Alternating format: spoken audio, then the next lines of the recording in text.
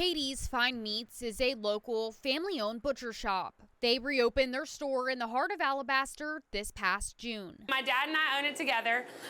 We work side by side. My mom comes in and she is the queen of prep work. I have a 5-year-old and she's not exempt from the work around here. You can imagine the excitement they had when the shop received its largest order to date. We had a person that claimed that they were a part of a construction company and that they needed to place an order that would be for the 4th of July for his business.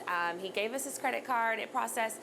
Big corporate events are not something that's, odd for us. How much was the order for? It was over $500. Staff hand cut and prepped the meat. When the customer couldn't make it by closing, Katie's made an exception, opening their shop on a day off to complete the pickup. Co-owner Caitlin Mullen says the person said they were sending their secretary. Long story short, they picked up the product, everything was good, and then a few days later we got a chargeback on our account because the card had been stolen. Katie's took to social media expressing their sadness, disappointment, shock, anger, and frustration. They filed a police report with the Alabaster Police Department, also sharing these photos of the suspect. We have a warrant out for the person that was involved in this. Alabaster police say the person is from the metro area. Detectives believe the card used in this case was stolen. Unfortunately, this is a very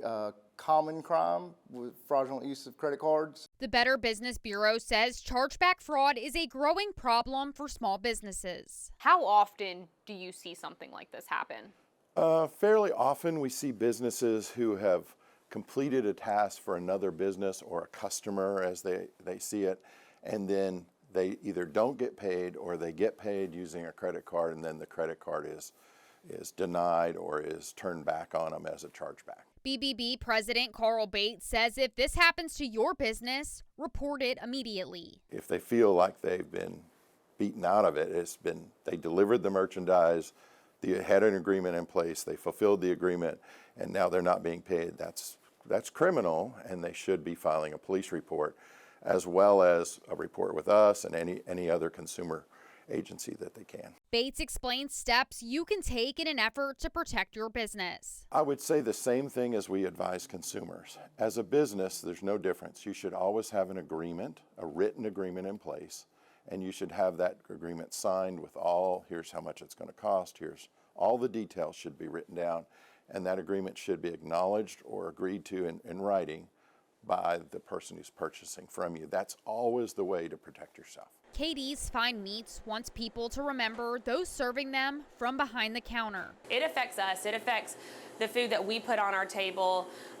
It is a very direct impact. I would never advocate for theft of any retail location, but it doesn't hurt, for example, a sales associate at Walmart as severely as it hurts our business.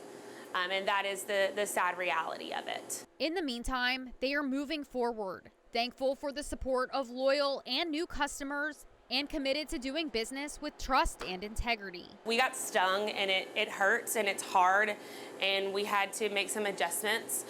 But we're still going to continue running our business and valuing people and trusting people the way that we think we should.